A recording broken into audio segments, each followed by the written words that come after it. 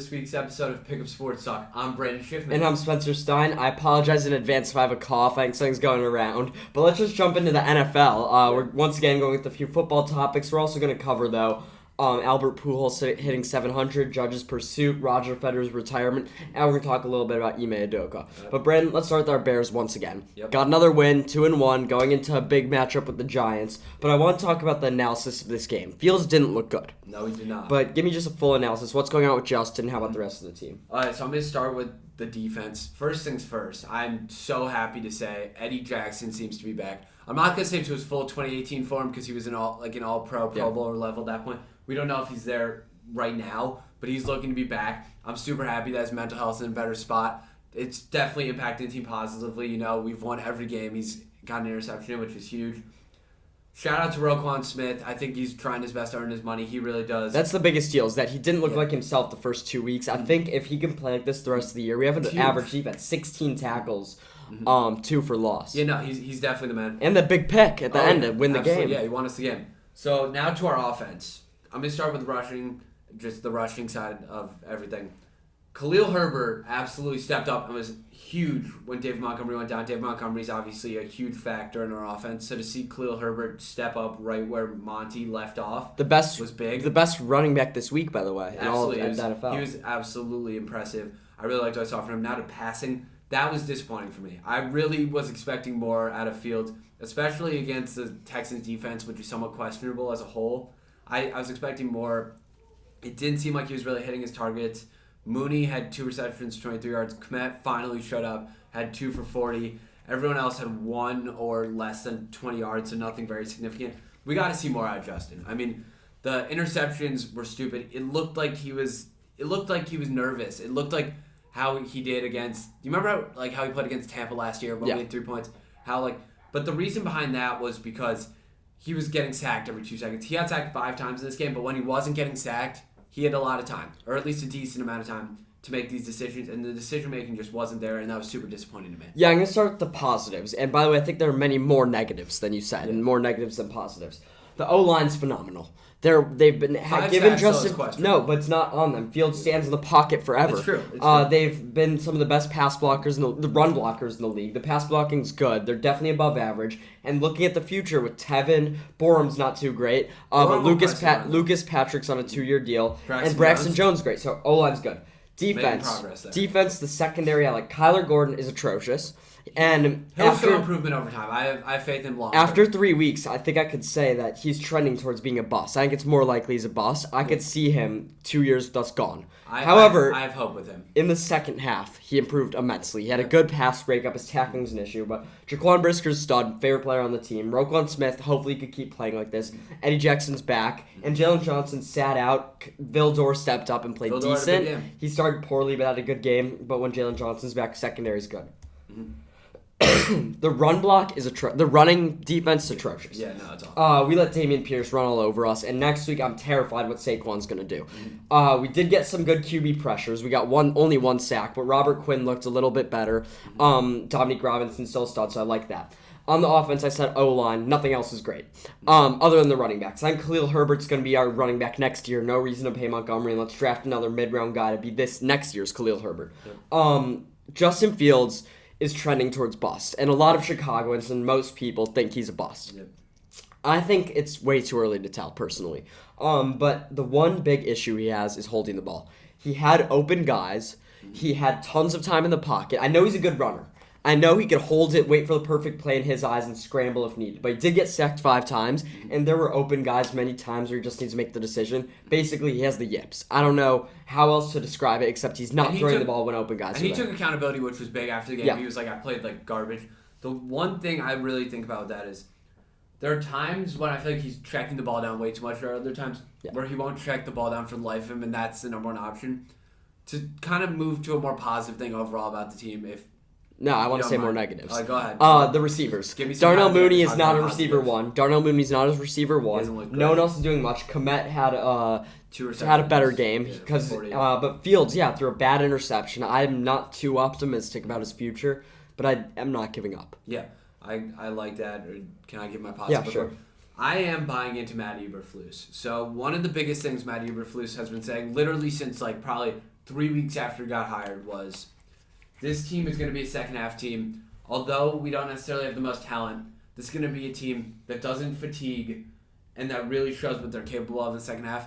Thus far, in every single game, other than Green Bay, small sample size, mind you, we've done that. We've taken over these games in the second half, and we've shown that we're a team with a lot of resilience and a lot of fight and a lot of heart. So that being said, I'm happy with Matt Eberflus thus far. These games aren't translating to wins, mind you, against some pretty bad teams, but we'll be seeing. We'll see. I like the mentality of Eberflus. I don't know yet about his coaching, but I'm absolutely loving and buying into Ryan Poles. One thing about Texans, give Brandon Cooks the ball. He's on my fantasy team. I need more receptions. Start feeding him more. Let's move on to some of the games that are, bigger in the national stage. Yeah. Packers, Bucks. They won 14-12, Packers on the road. Yep. But the Buccaneers had Chris Godwin, Julio Jones, and Mike Evans out. Do you think we could draw conclusions about this Bucks offense this early in the year? I do not. I think that the one guy you can maybe begin to draw conclusions about is Leonard Fournette.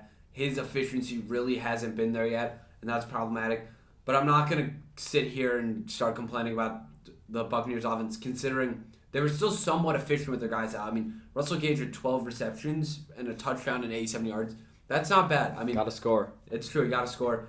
But they need to put points on the board, and that'll come with red zone threats like Mike Evans, aerial threats like Julio Jones, and short route threats like Chris Godwin. They'll be fine overall. I'm not as high on them as some people. But that being said, the Packers are, despite the fact that they beat a pretty depleted Tampa Bay team, they did show me some things. Just overall, the defense didn't look bad. I think that that's pretty well regarded at this point. Their run game, although it wasn't strong, it has versatility to it. I think Aaron Jones and A.J. Dillon both serve a purpose, and Aaron Rodgers and their OC have really figured that out and tapped into it. Yeah, back to the Bucs. Although I draw minimal conclusions about their offense, sticking with what I said about Tom Brady before the season and last week, dropping down a bit, especially in fantasy, but in general, he doesn't have that same need to win, and he's not making the big plays he needs to. I think he'll be fine when his receivers come back. I think the offense gets better, but Tom Brady, I don't think it's the same. I think it's crazy to say he doesn't want to win. I think he wants to win, but he's not. I get what you're saying about maybe having that unwilling. He wants to win, but I think saying he doesn't want to win is a step in the wrong direction. He wants to win, but he doesn't have that same will do anything to win, is my opinion. He's not playing football every day of the week anymore. I understand because of age, that's probably the better thing to do in his best interest, but he doesn't have that ability, I think, anymore to take over games for his team single-handedly. He's had, he lost one game this year. And I don't think he's looked great. We'll see, though. I think the offense will be fine when the receivers come back. I just don't think Brady's going to be a top 5 QB. I think it's a little bit too soon to start letting go on Tom Brady. Personally, I just think he's done enough to a point where we can, until he admits he's gone, we still have to. We'll see, but I think we're going to see more of that, forgetting what down it is, like he did against our Bears a few years ago. I think we're going to see more of that than we're going to see how he ended up playing the rest of that season, like in the Super Bowl. Mm-hmm. What we can draw conclusions from is Green Bay. I will say the Packers are not back with this win, and I think their offense is very, very worrisome. I understand that they should have had 21 points if there wasn't a fumble on the goal line, which is great on Tampa's defense. That's the other thing we could draw conclusions on. Tampa's defense is elite. Vita Vea, great game. I still love Devin White. Their secondary is proving that they're great behind Carlton Davis. But back to the Packers. Their running game is all they've got, and when it doesn't get yardage like it didn't last week against Tampa, that's an issue. The reason they were able to beat the Bears is because that running game, and if it can't be established, there's going to be issues because they're shortage of receivers. Finally, Romeo Doubs is showing stuff. Rodgers will be fine, I think. But their offense, realistically, I don't think they're going to be able to score many points. They're going to have to rely heavily on this defense. They don't have the high power that they have. No, and when they're playing good teams that can score, I think it's going to be big problems for Green Bay. I still have Minnesota in this division, and I still have Green Bay not winning a playoff game. Yeah, it's going to be very interesting to see what comes of Green Bay this year, because I do think that they can rely on their run game against teams like the Bears that are just weaker relatively. But it's going to be interesting to see when they're faced up against some real competition, maybe later on in the season, what comes of that for sure. I really quickly want to talk about one of my favorite games. The biggest game of the week. Yeah, I feel like everything was just so crazy. There were so many obscurities within this game. That's Dolphins-Bills. Can we just start with talking about the obscurities of the game, because there were quite a few? Yeah, first there's Josh Allen. First the butt punt. The butt punt, but legendary. That turned to safety. But I think the biggest one for me, it's not even an obscurity. It's that how Josh Allen grounded that pass in the red zone on fourth down to the ground. That was not something. That was like some 2019 Josh Allen. That was not MVP. And they lost this game. Last week we were fawning over how the Bills are leaps and bounds ahead of anyone. They lose this game. So where do you think this. Yeah, so I'm not necessarily losing a lot on the Bills. I think that this is more so I think this is more a Dolphins thing than a Bills thing. I think the Dolphins look very good, showed a lot, and it wasn't necessarily that their offense looked insane like it did against the Ravens. I just think the Dolphins looked to be a very solid team, and they didn't look to have any major holes. Their receiver core is still their receiver core. Chase Edmonds had a day. You did say he established himself. I completely agree. He had 2 rushing touchdowns on 6 attempts. That was big for them. And I think one of the things I want to talk about is Tua's injury real quick. There's a lot of kind of speculation about it. Tua went down, kind of wobbly, fell over himself. A lot of people thought it was a concussion. He claims it was his back. I don't know what's going on there, but it's going to be interesting to see what the NFLPA comes with. Yeah, I think they're going to not be able to find conclusive evidence to anything, but I want to talk about the teams. First, we're going to get to injuries later, but I think Micah Hyde being out, is he out for the year, or Jordan Poyer was out for the game? Both of them were out for the game. Ed Oliver was out for the game. That's where this goes wrong, is that I know the Dolphins only scored 21 points, but before this, the Bills' defense was impenetrable, and now impenetrable. And now we're seeing a little weakness there, but it's mainly the offense is where everyone's surprised, them only scoring 19 points. Josh Allen was fine. He had 400 yards, 2 touchdowns. Obviously, that late miss was there. But we finally kind of saw their lack of receivers outside Stephon Diggs, because Gabe Davis did not have a game, and their running game affect them. Yep. That's why they couldn't get points. Most teams in the NFL now use that running game as kind of a decoy, and the Dolphins knew what to do. Their defense was on top of things, and despite Josh Allen throwing for 400 yards, they held them to 19 points. Yeah, Josh Allen had 63 attempts in this game, so it was clear that they wanted him to be throwing the ball, and for the most part, he did. I find it slightly interesting, though, that as Stephon Diggs, he had 7 receptions, 74 yards. By no means a bad game, but you'd think when they're playing an interdivisional rival with Josh Allen having 400 yards and 63 attempts, you would have thought Stephon Diggs had like a marvel of a game, and that really was the case.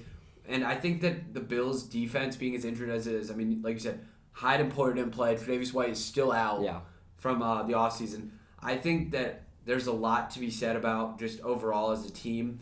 What's going to come of that? I think when Tre'Davious White comes back, they'll look better than they have.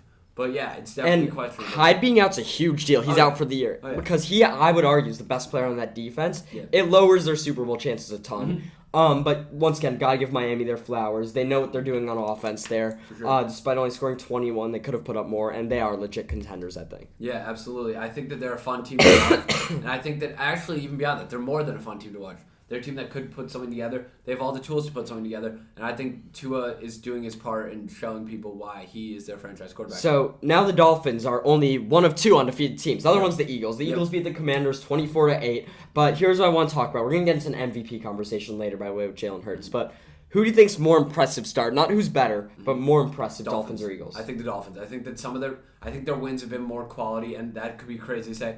But they won against the Bills, which... Do you think they're better than the Eagles? I mean, I was first going to talk about why they're more impressive. But yeah, I think that their win against the Bills was huge. I think that their shootout win against the Ravens showed a lot about them. And it was a 21-point comeback. Yeah, I think head-to-head it'd be a great matchup. I really do. I think it could go either way. Right now, I have to favor the Eagles, though. And I know that's kind of counterintuitive on what I said, but the Eagles have just looked so complete overall as a team. The offense is flowing. The defense looks amazing. Darius Slay looks to be a top, 3-4 cornerback in the game right now. Their pass rush has been good. The O-line's been good. There's no holes in the Eagles game as of right now, so I'm going to have to keep them above the Dolphins as probably the hottest team in the NFL right now. I hate to say it, but I have to agree with you that the Dolphins are more impressive because they beat the Buffalo Bills and because they had a 21-point comeback. But I will say the Eagles is right there because although their resume isn't as difficult, you can say that the Eagles had a few question marks and they've showed solidness on every they've had no flaws. They've really had no flaws this season. They're a super fun team to watch. And with that being said, I quickly want to go into the Eagles. I think that by the end of the year, there's a good chance A.J. Brown and Devontae Smith are considered the best wide receiver core in the NFL. I really do. I think not better than Waddle and Tyreek Hill. No, it could get close. It really could. And here's why I'm going to say that. No, A.J. Brown's considered an All-Pro or Pro Bowl level quarterback at the bare minimum, or receiver at the bare minimum. Year in and year out, 1,000-yard receiver. Devontae Smith, Heisman winner. Literally, the progression's been there week in and week out since the day he got to the NFL. He's seemed to get better every week. Jalen Hurts seems to have a great connection with both of them. I think that the Eagles are more sustainable than the Dolphins, so that's why I think that at the end of the year they might have better stats as a duo than Tyreek Hill and Joe. They might, but they're not. We're not going to be able to say they're the best receiver core in the league because I think Jalen Waddle or not Jalen Waddle, Devontae Smith. You have me getting mixed up now. I think that Devontae Smith could potentially by the end of the year be established as a top 15 to 20 wide receiver in the NFL. I absolutely love Devontae Smith. We're gonna get into a fantasy clip about him, but there's not a world I don't think. Maybe he'll prove me wrong, where he ends up being better than Jalen Waddle. Jalen Waddle is such a special talent. I know Devontae Smith had a huge game. I know he had deep catches, but Jalen Waddle's speed and his route running are so elite.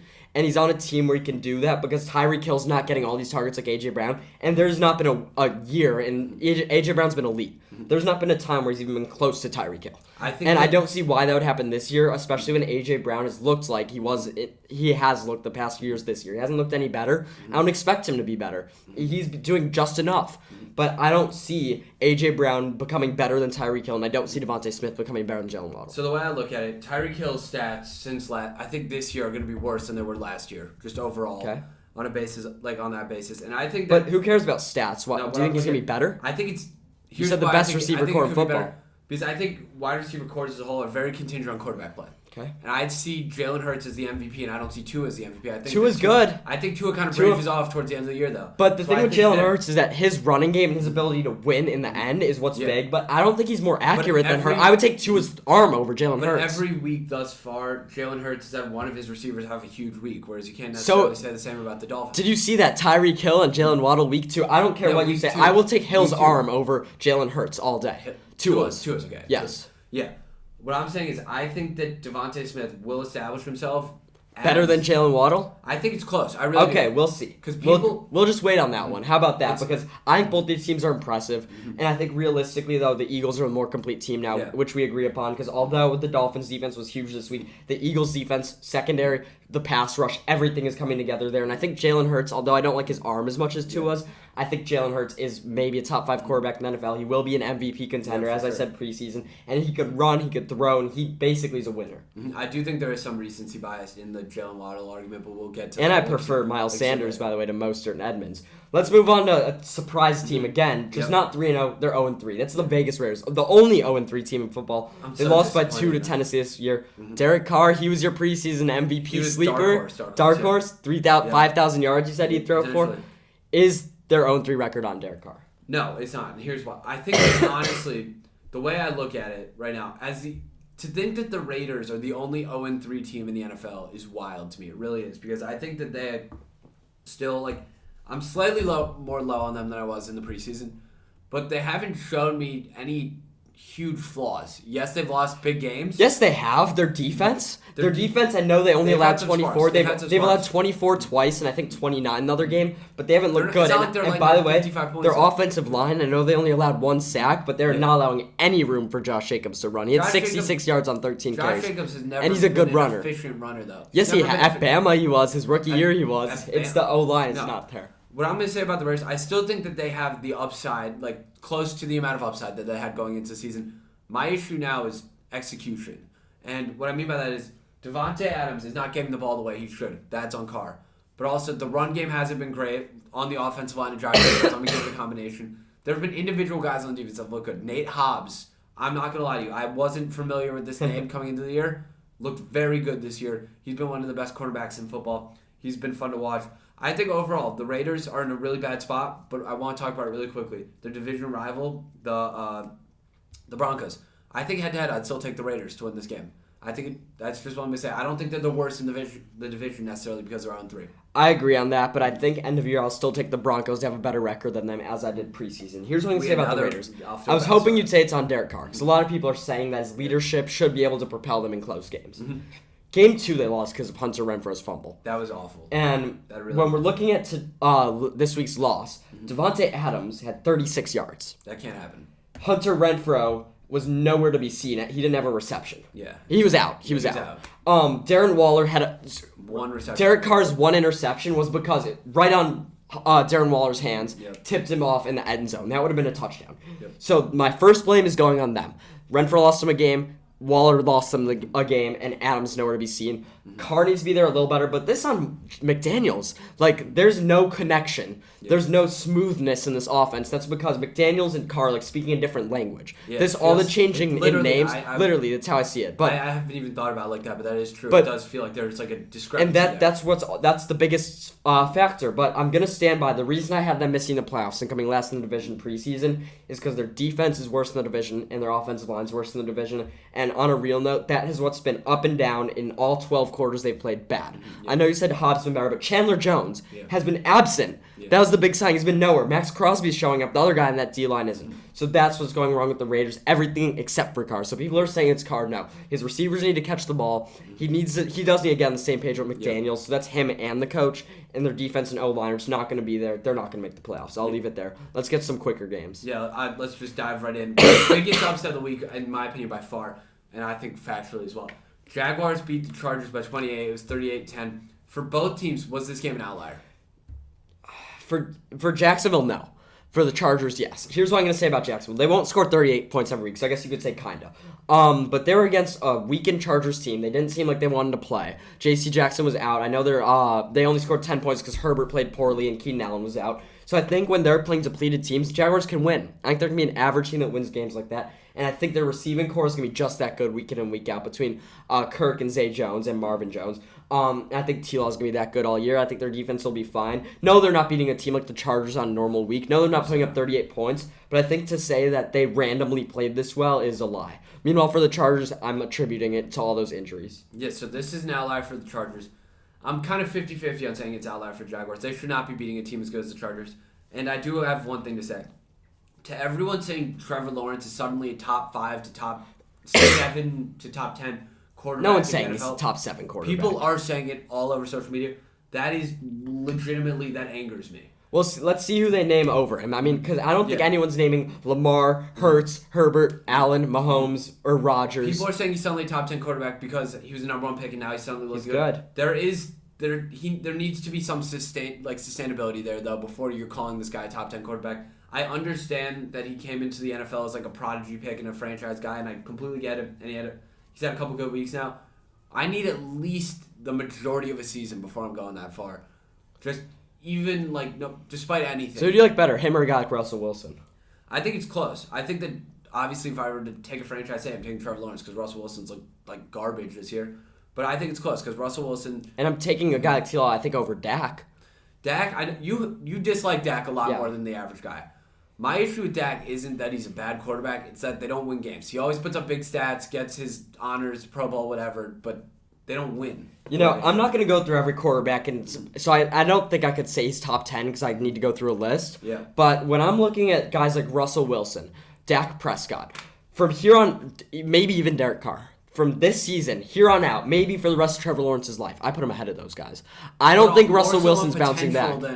No, I think this year Trevor Lawrence finishes with better stats than Russell Wilson. I don't think Russ is getting much better. On performance. Okay, on performance this year, I will take this year Trevor Lawrence's stats over Russell Wilson's. That's on performance. Yes. Okay. As a prediction. What I'm saying is people are saying as of right now, in this exact moment, based on everything he's done in his NFL career, he's top 10 quarterback. Has Trevor Lawrence been better than Russell Wilson in the last 3 weeks? In the past 3 weeks, I'd say probably 2 of the 3 weeks, So yes. if I'm taking Trevor Lawrence to be better the rest of the season, and I'm taking him the last 3 weeks, how can I say Russ is better in this moment if T-Law's been better and is going to be better? People are saying in this moment, thus far, of every quarterback in the NFL throughout their careers, T-Law's been the 10th best. Well, no one's saying through his career, he's the second year. No one thinks that his resume, no one's saying his resume is better than Russell Wilson's. In his time in the NFL, he's been a top 10 quarterback. I completely disagree. He is right now.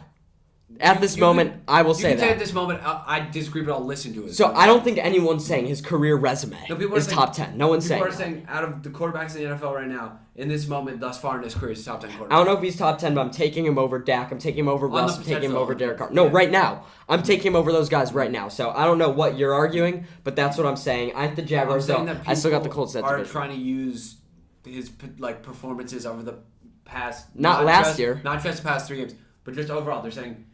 Trevor Lawrence. I haven't seen that anywhere. I don't know where you've seen this, but TikTok sure. and Twitter. I just think any argument about top 10 quarterbacks or top 10 anything is about right now, and this second I'll take him over those guys. But the Chargers should bounce back. Let's talk about their division foe. Colts beat the Chiefs 2017. This, I think, was the biggest upset of the week. Do you think this is Hill's absence finally showing itself in KC? I mean, they only put up 17 points. I'm not necessarily going to say that. People are always going to say that, though. Now, for the rest of Mahomes' career, every overthrown pass, every inefficient offensive game, it has something to do with this guy or that guy. It's just something that the media jumps to. And I don't think it's necessarily that. That could be a small factor. I think it's a lot more complicated than just, he misses Tyreek Hill. Or, they would have done better with I don't think it's necessarily even going to be every overthrown pass. I just think when they see a Chiefs loss by under 4 points, they're going to be like, well, Tyreek Hill accounts for those. Yeah. But I'm not going to turn into that, but I truly believe that was the case for this game. First, the main reason they lost, I'm just going to say it, was like they went for that fake field goal. Mahomes did overthrow some guys. They had bad penalties. So that was the reason. But realistically, Juju had 89 yards. He was their leading receiver. Kelsey was fine. They needed that deep spark plug. One more play, they win that game. It was a 3-point game. So I truly think that's true for this game. His fight with Bieniemy, I don't think is a big deal. I think the Chiefs should be. McCoy did call him out, though. No, I think if this is on anyone's Bieniemy, even though Mahomes apologized post game. But what I'm gonna say is that I think the Chiefs should be fine. But I think we're gonna see a few more of these games than we did in the past 4 years from the Chiefs. I think every once in a while we're gonna see their offense struggle to spark, just like the beginning of last year. My question to you is, do you think, like last year, they might start slow and fully, when playoff time comes, turn it on? Or do you think that we could see a game like this late season? I think there's a good chance that by the time the playoffs come around, Mahomes and the Chiefs have it figured out and they're looking better than they do right now. But I'm not necessarily going to bank on that because last year at this point, you and I were talking about Mahomes and the Chiefs as a mess. We said that they're a mess of a team. So I'm not going to go that far just because that was a very big jump last year. But I do have faith that by the time the end of the season rolls around, they look to be in Chiefs form, if you will. And by the way, it's another team with no running game. One more quick thing about the Colts. Are they back? Are they who we thought they were mid-preseason?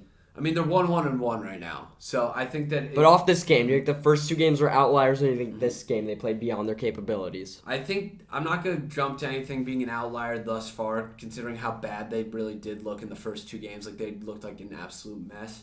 But this game was definitely promising for Colts fans, I'll say. After I talked all that about the Jaguars, I still favor the Colts in the division. I think the Colts should be fine. I think the Colts bounce back and avenge their loss against Jacksonville in a few weeks or later in the year when it matters. I think this week they get a win at home against Tennessee in a big division game. I think the Colts, although I don't think they're as good as I thought they were preseason, I still think they could get to 10 or 11 wins. Let's move on to the Monday night game. Cowboys-Giants. Cowboys won the game by a touchdown. Brandon, is Cooper Rush better than Dak? I'm not going to say that, no. I mean... Same conversation as last week, just more evidence. He's 3-0 as their starter.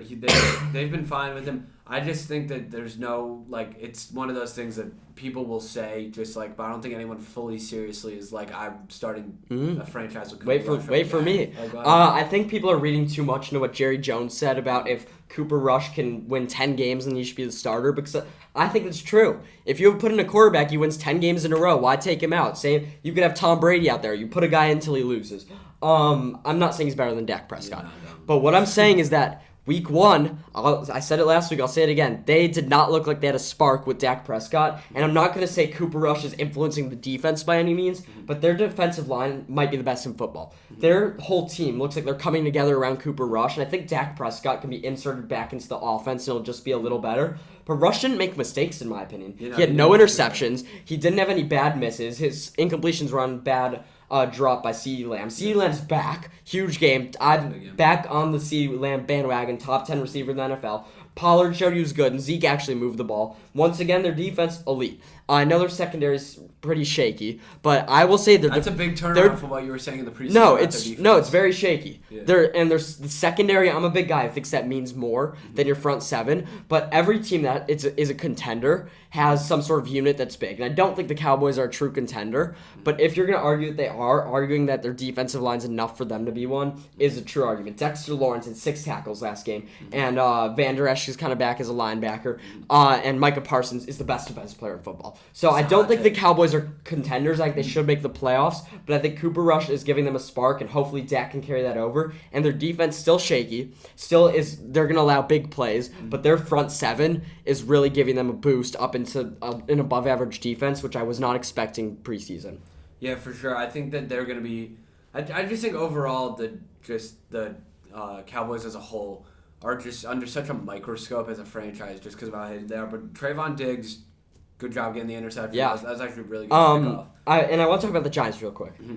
New York Giants fans, I've hated on you for a while. They've always been a bad franchise. They're competent. And I'm not saying they're good, but when I was looking at the beginning of this game, the Cowboys, everyone's talking about everything that's going on there. It's almost like a mess. The New York Giants, for the first time, Brian Daboll has a good culture. I think so. Saquon Barkley's back and just a solid running back they could go to. The receivers actually look decent, even though I don't trust them long-term at all. And their defense was good. I mean, behind Xavier McKinney, I know Love is now a captain for them. I just think everything on the Giants' defense is kind of looking like they're not too good, but as a team, they're looking like they're together. They're looking like they're competent as a franchise for the first time in a while, and that's just something that's promising. I don't think they're going to have a great year, but I think you could be excited about their future in the way us Bears fans are excited about Poles and Flus. Yeah, no, I think that one of the interesting things about the Giants that are just funny to me is the wide receiver that they paid in Kenny Golladay, who was a former touchdown leader for an entire NFL season, I think it was 2019, is now, he put up 0 receptions. He doesn't seem to want to be there. He seems pretty unhappy about the whole thing. Sterling Shepard, that was pretty gruesome. Yeah, he's down for the year. Contact, that was pretty bad. And I think Galladay's, by the way, can get released. Yeah, he's looked awful for them. I can't believe we wanted him to come to the Bears. I know, it's crazy. And by the way, Dexter Lawrence on the Giants, he looked great, but DeMarcus Lawrence is the pass rusher for the Cowboys. Browns get some quick hitters. Yeah. Vikings came back against the Lions. Yeah. So Lions, honestly, despite the loss, I think they look good. They're a high-powered offense, fun defense to watch. Like we always say, Amon-Ra's fun to watch.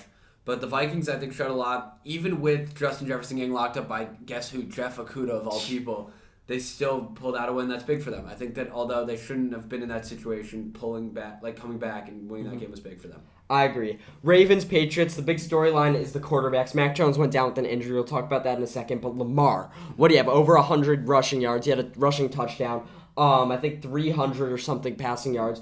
And Mark Andrews looked great. Lamar, 200 passing yards, 4 touchdowns, though. Insane game out of the Ravens offense. They're really solid. Mm-hmm. Next game. Yep. Bengals got their first win in New York against the Jets. That was a pretty big deal. Joe Burrow overall seemed to look like he was regaining form. Joe Mixon nowhere to be found. Sauce Gardner had a pretty good game against Jamar Chase. Held Jamar Chase to only 6 receptions, 29 yards and a touchdown.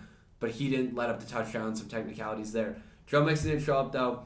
And yeah, I just overall kudos to the Bengals for getting the first win. I'm pausing this rapid fire. Saints.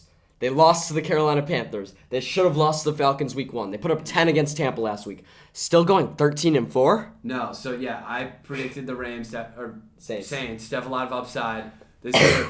Not the case thus far. I'm pretty disappointed in them, but I stand by what I said in the sense that I stand by what I said in logic, if that makes sense. What I said you stand by your logic, it's just not happening. Exactly. Jameis Winston is not going to be an MVP dark horse like you said. I know he threw for 350 yards, but the 2 interceptions. Once again, he's impatient. It's inefficient. Kamara's not himself anymore. We'll get to a fantasy clip out of him. But my take about the Saints, Olave, Offensive Player of the Year, I put him right behind Garrett Wilson for that. So Saints are bad, whatever. Panthers, good first win. Use McCaffrey more. Congrats, yeah.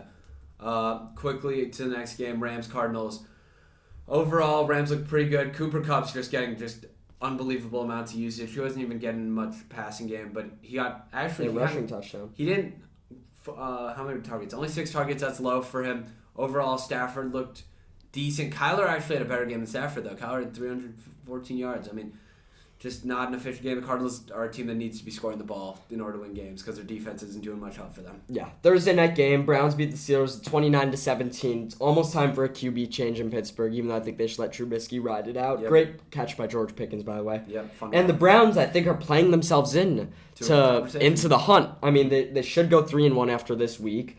And I don't want to really read into Deshaun quite yet because I'm just so not ready to have those conversations when Week 12's coming upon us. But I think they could play themselves to be a decent team behind that great running attack. Nick Chubb, amazing, underrated running back. Kareem Hunt's good, and their defense still good. So I really like what I'm seeing out of Cleveland. Mm-hmm. Next game, the Battle of the Bad Birds.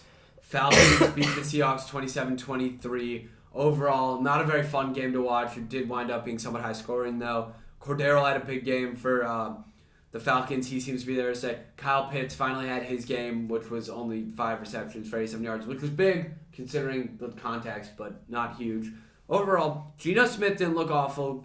DK got a touchdown. That's big. I have him in fantasy. That's fun to watch while he was on my bench. Yeah, just two bad teams facing off, Broncos 11, Niners 10 on maybe the worst Sunday night game of the year. I talked a lot about how I hate Russell Wilson before, and I just want to talk about the overall mentality there. You could say I'm crazy for this. You could say I'm just trying to start something. But between his Broncos country let's ride, between the way he's talking, between his TikTok about showing his family suits, someone's kind of weird. He's acting very corny, and I know you could say I'm crazy for saying that's affecting his play. He's not the same just cold stone winner leader that he was. The team doesn't respect him. The whole yell out, pass, run. That's something they do in Pee Wee football. On top of it, Hackett has been a horrible coach. No, he does not. Their receivers had tons of drops. They're not utilizing Javonte Williams the way they should be, and partially because when they do, he's not even that good of a runner. But the drops are a huge deal. Their defense is showing up like we thought they would. And they are 2-1, so there's room for improvement, but I don't think that improvement's coming on the offense side of the ball. Looking at the Niners, Jimmy G, tough first start. I think he'll bounce back, and I think the Niners, I think they have a good shot at the playoffs, especially if it's them or the Cowboys. Yeah, it's going to be an interesting thing to look out for sure. Let's get into injuries. I know you talked about that a little bit. Do you want to just dive right in with the biggest one, Mac Jones. Should be out for a bit. Big deal for the Patriots or no? I think it's a big deal because he's their starting quarterback. I don't necessarily think he's a great, I don't think he's great. You and I both have our problems with him. That's kind of... I don't think he's good at all. I think he's one of the worst. I still put Justin Fields, maybe the second best quarterback that draft class behind T-Law. I mean, Lance and Zach Wilson have been hurt, and Mac Jones I don't think's all that good. Brian Hoyer, we'll see what they could do. I don't think this has as big of an effect as people say. Yeah, next one, Trent Williams. I think that this has big implications. Best offensive lineman in the league. Yeah, I think he's an absolute stud, and I think that he's playing on a team that's trying to play their way into the hunt. So but let's be honest, the Niners weren't utilizing the run game even when he was healthy. Yeah. Jeff Wilson only had 75 yards. Deebo Samuel has been utilized out of the backfield, but he only had 5 carries. I don't know. I think this is a huge deal. And for a team trying to establish their run game, where that's the biggest thing they do, having this setback's a huge deal. They need him back. For sure. Let's dive right into the Chargers. Here. Another O-line. 2 of their biggest guys. I want to start with Slater. Yeah, because last week I talked about how their O-line's elite. They have Corey Linsley, great center. They have Slater, and they have Zion Johnson. Losing Slater for the year, a top O-line in the league, is huge. Austin Eckler needs to get going, and once again, like the Niners, it's going to be hard to do that with the loss of offensive line, especially when you want to protect Herbert with his rib injury. Yeah, for sure. This is a huge deal. It's something that's definitely going to impact their playoff odds. Let's dive into, I almost said Nick Bosa, Joey Bosa.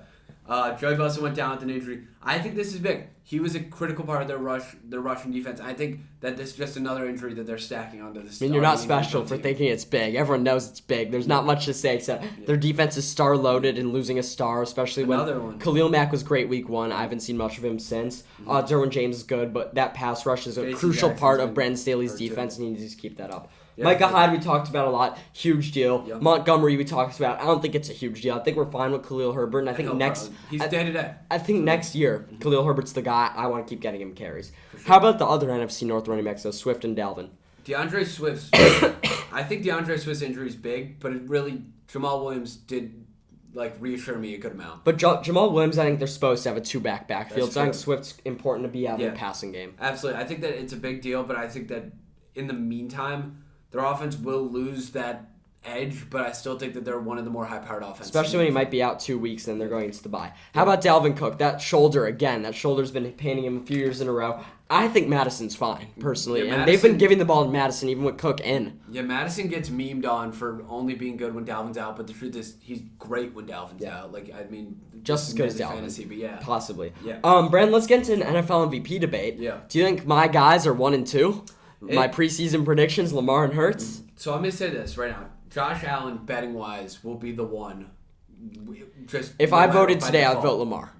No, I get what you're saying, but I'm saying Josh Allen, by odds, is the one right now. Yeah. I don't think that should be the case, though. I think Lamar has looked more impressive. I think you could argue Hurts has looked more impressive, too. Both have looked very great and have taken their teams from just like have leveled up their teams completely. Is what I was trying And to you say. could say Hurts might have better weapons than Allen because although Diggs probably better than A.J. Brown, he also has Devontae Smith. He also has a better O-line. But Hurts has brought a worse team to 3-0, and Josh Allen's 2-1. And But Lamar's the stats have best. been out of this world. Lamar's the best Lamar's QB stats right now. have been He's out the of this leader. world. I'm very happy with that pick, and I think Hurts and Lamar should be the 1 and 2. Yeah. With that being said, my pick. I find it funny that my pick. Are you sticking with Herbert?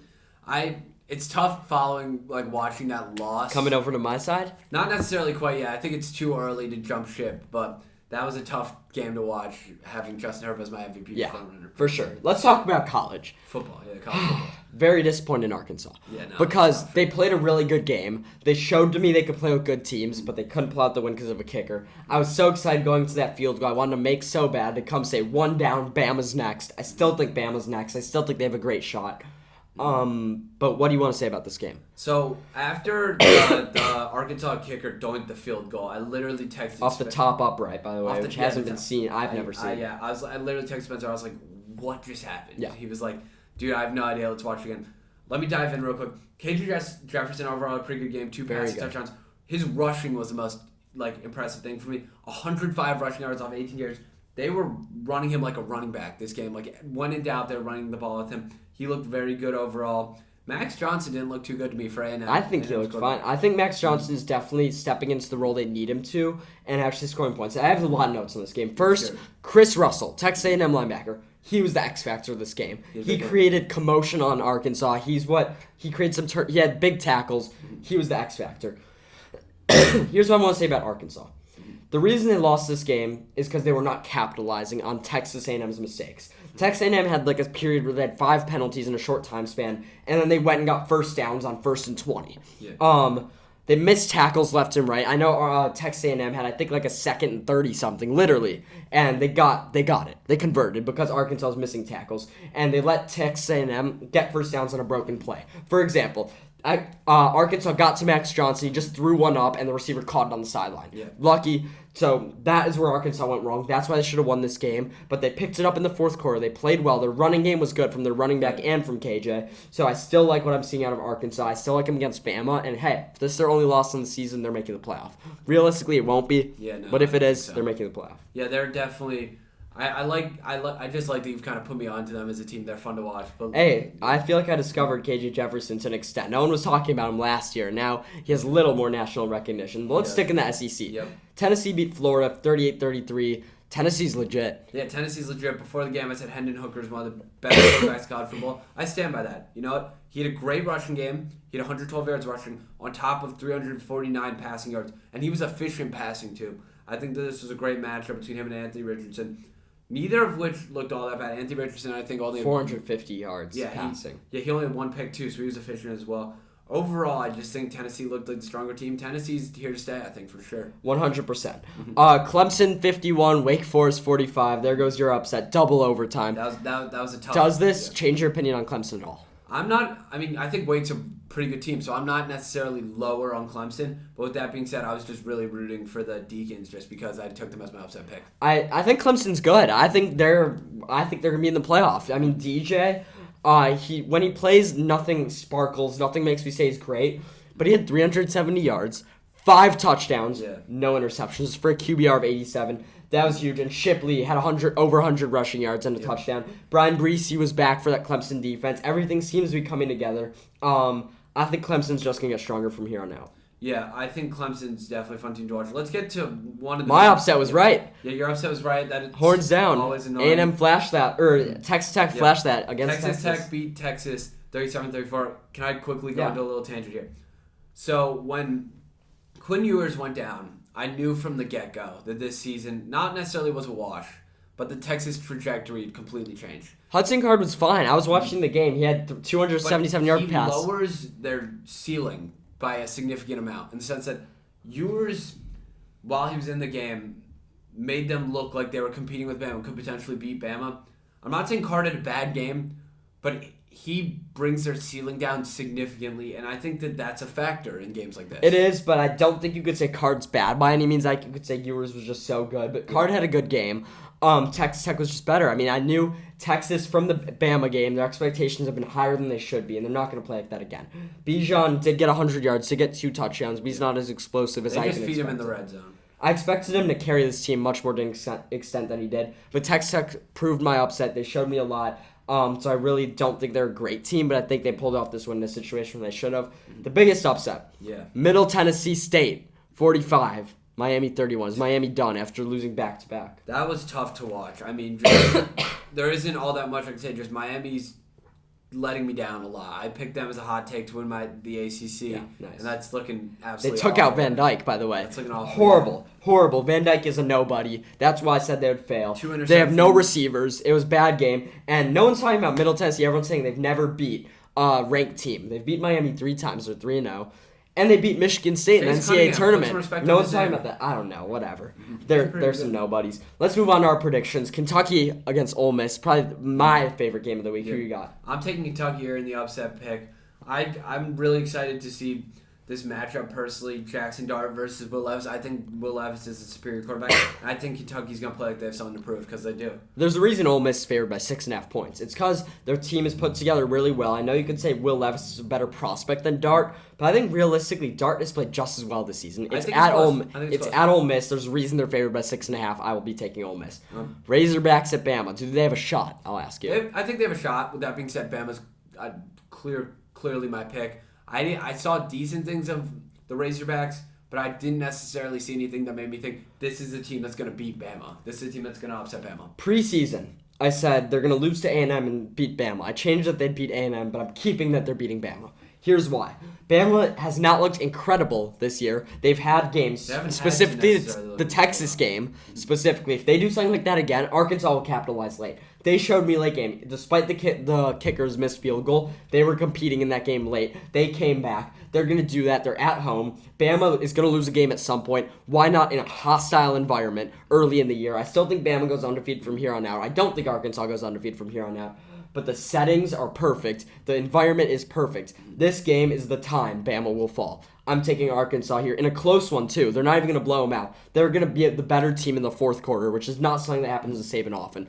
But either way, take Arkansas on the points. They will keep it close. Yeah, Alabama's favored by 17.5. I don't necessarily think that will be held up. I think Raheem Sanders and Raheem Sanders good. Their running game. If Will Anderson plays like he did at Texas. But with that being said, I have confidence in Bama. I think that Bryce Young's going to show up when the moment counts. He might do that again, but I think their Bama defense is going to falter to that Arkansas running game. How about Oklahoma State at Baylor? Baylor looked bad last week. Baylor looked bad, yet somehow they're favored. I'm putting my trust in Spencer Sanders here. I'm taking the Oklahoma State. They're the Cowboys, correct? Yes. The Oklahoma State Cowboys. We're rolling with the Cowboys this week. For sure, I'm taking them too. Blake Sharpen, I actually think might be better than Spencer Sanders, Baylor's quarterback.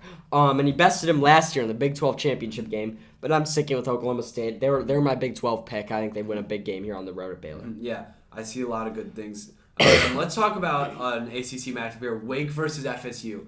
I'm very excited about this game, just on the basis that Wake is coming off a huge double overtime game, and I think they have something to prove here. I'm taking the Deacons. I have a lot of belief in Sam Hartman here. I think Wake wins this one, but I think it's a close game. I think this could potentially be the ACC game of the year.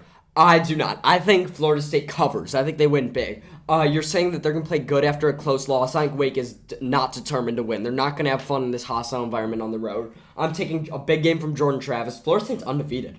Florida State's the second best team in the ACC. They're going to win this game big. Wake is just not on their level right now on the road after 2 hard-fought weeks. They barely got a win against Liberty 2 weeks ago. I think Florida State proves that they're legit this week. It's going to be a fun matchup. NC State at Clemson sticking in the ACC.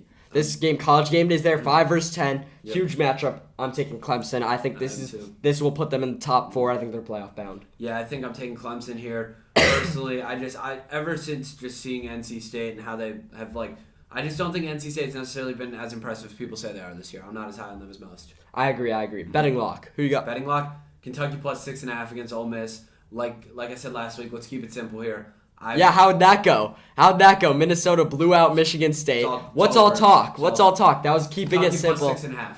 Kentucky plus 6.5 at home. I'm surprised we didn't talk about that game. Mo Ibrahim, huge for Minnesota, by the way. They're a legit team in the Big Ten West, and Michigan State's bad. I don't know if I'd listen to your betting lock after last week, keeping it simple. I've been hot overall. Give me Washington minus 3.5 at UCLA. It's not even a road game. UCLA has no fans, and Washington's a very good team. Keep it rolling with Penix there. How about an upset, Brandon? Upset. I'm taking Oregon State over Utah personally. I think that this one horrible pick. I'm not as confident. Horrible in this one. pick. Oregon State kept it close with USC, who I think is better than Utah. I'm not as high on Utah as you are. That's why. Except that was a game at home. They're traveling at Utah. Utah's favored by 10.5. I love the Utes. Cam Rising's great. I don't like we'll see. I think they cover. I think Utah wins this big. I've been betting on Utah. I think 3 weeks in a row they've done well for me on teaser spreads.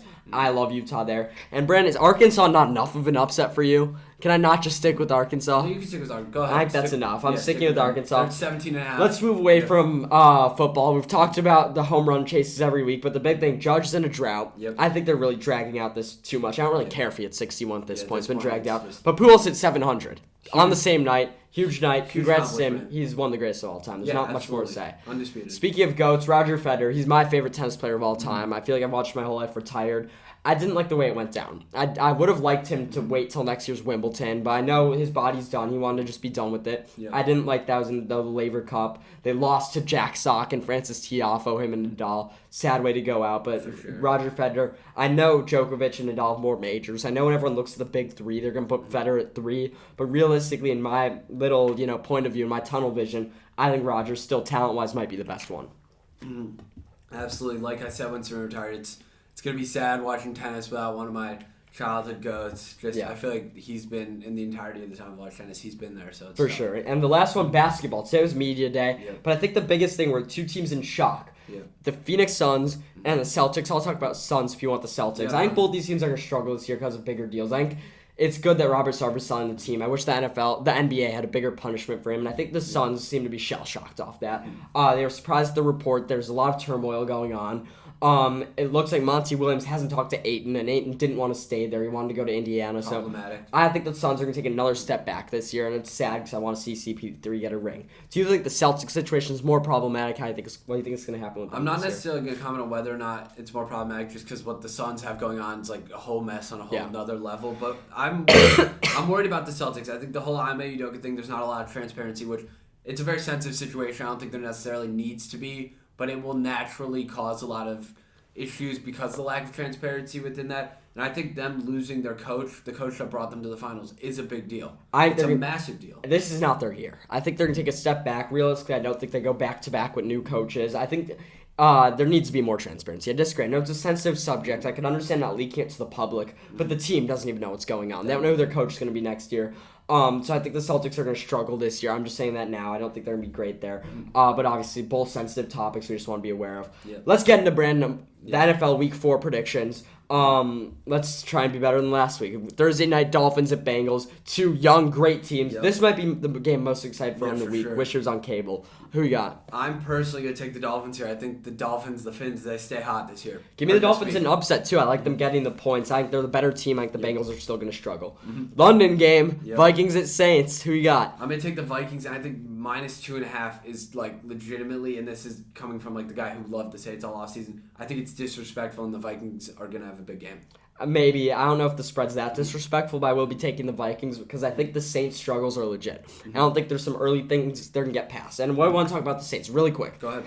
They've been a team I've seen as a team that could get over any bump because of their culture. Like the Patriots, like the Steelers. They don't have that without Sean Payton. No one's talking about that. Dennis Allen's struggling as their coach. That is where they're going wrong. That's why they're not going to bounce back. That's why they're going to miss the playoffs, and that's why the Vikings are going to definitely beat them this week because going into London, you need good coaching. You need to be ready. That's a big advantage. The Saints don't have that. That's when that playing field's even, it comes down to the better team, and that's the Vikings. Give me them covering. Perfect. Browns-Falcons. I personally am going to take the Browns by more than a touchdown here. I like the Browns a lot here. This it's basically a pick-em game. I like the Browns. They're going to run all over the Falcons. Absolutely. Commanders-Cowboys. This is an interdivisional. I think the Cowboys put up a good fight. I really do think, or the Commanders put up a good fight. I really do. But the Cowboys are going to pull it out. This should be a pick'em game, but I like Cooper Rush. Give me the Cowboys again. I think they score some points. I think their defense stays good. Better than the Commanders' front seven, which we were talking about last year. With Chase Young out, that's struggling. Give me the Cowboys. Seahawks at Lions. Brandon, who you got? I'm going to take the Lions here. I think even if Swift misses time, I think the Lions are just too high-powered to I think they're going to mow over the Seahawks defense. We didn't talk about that. The Lions should have won that game. They choked late. I think they're a legit team. I don't think they're the Lions we've seen in the past. I think they'll win against the Seahawks team. That is what the Lions have been in the past. Titans at Colts, interdivision matchup. Big game. Who you got? Very telling for the Colts as just the season as a whole. If they can knock off the Titans here, it'll be very telling. I think I have the Colts here, sorry. Derrick Henry, big game. I'm still taking the Colts in a close one. Jags at Eagles. Eagles, I think closer game. I think Eagles by 3. I think this winds up going down the wire. Last week I said the Jags would keep it close. They ended up winning outright. That was before I knew about the Herbert injury. This week, not so close. I know everyone's picking the Eagles to blow them out. I don't want to just jump on that bandwagon. But I think the Jags have played too good to do that again. Doug Peterson going back into Philly is going to be interesting. Give me the Eagles here big. Jets at Steelers. I'm going to take the upset here. And this is wild because when I looked at this morning, I was not going to take it. But something's telling me the Jets are going to pull out here and win this game. I'm high on them for some reason. I mean, I think Garrett Wilson should play because he returned to that game, but that's a huge factor there. I'm taking the Steelers, though. Better coached team. Their defense is going to show up late. Hopefully, Trubisky has a better game. I think he will. I think he'll finally hit Pickens more because of that great catch. He'll hit him more. Bills at Ravens. This is the real game of the week. Two high-powered teams. Who you got? In Baltimore, I'm going to have to go with the opposing team. I'm going to have to go with the Bills here. I think that they're going to be hungry, especially after how last game ended. Preseason, I said the Ravens would win this game. I'm flipping that because I think the Bills, although their health's a question mark, if they could get Poyer back, if they could get some guys on defense back, I think they put up a good fight and win on the road after last week. But this is a big toss-up game. I don't know who could win it. Great quarterback duel. Chargers at Texans. Chargers bounce back against another AFC South team. Should be a pick-em, but after last week, who knows? I'm still taking the Chargers. Should be a pick-em? Hell no. I'm taking the Chargers big, giving the 5. No, it should be. I'm saying the Chargers should be like a free pick is what I'm saying. I thought pick-em is usually like an even spread, so I think they're going to win big there. No. Cardinals at Panthers, two kind of bummy teams in my eyes. I think the Cardinals blow them out. I really do. I think that I don't see the Panthers putting up much of a fight against the Cardinals. I don't know about blow up. I think the Cardinals win this decisively. Yep. Patriots at Packers. The spread's 10 here. It's kind of big for Belichick. Who you got? I don't think the Patriots even cover. I really don't. I think that the Packers just hold the Patriots to no offense with Brian Hoyer at quarterback. Interesting note, the under-over is 40 and the spread is 10.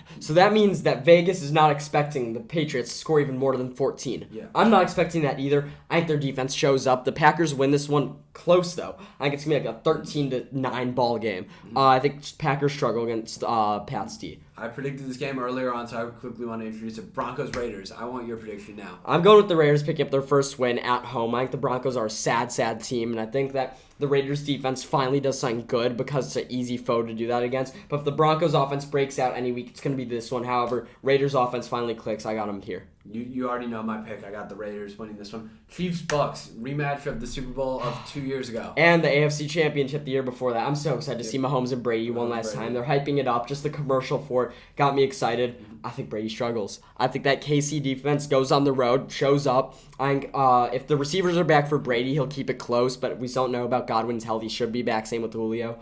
And we know Mike Evans is fine after the suspension, so I think that's what the Buccaneers have going their way. But I don't see their defense. I know I just talked about how good they are. I think Mahomes exploits it after a bad last week. I definitely have the Chiefs here, but the Bucs getting receivers back and their defense being good have a shot, but give me the Chiefs. Chiefs are going to put up a win here. I think that this is going to be an absolute statement following their upset loss last week. Yeah, I agree. Rams at Niners. This game, usually the Niners have an edge against the Rams. You think that trend stays? I don't think so this year. I really don't. And I think part of that is because just there's some uncertainty there. They lost their best alignment. I'm a little confused as to why the spread is favoring San Francisco. I'm picking San Francisco. I'm sticking with them having the edge. The Rams have not looked good, and I think Jimmy G finally finds his groove. Our Bears against the Giants. Who are you picking? I'm going to take the Bears here.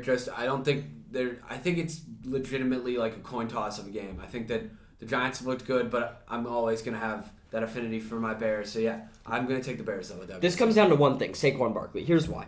Daniel Jones was pressured 24 times against Dallas, the second most in the last 2 years by any quarterback. The Bears' pass rush will get to him.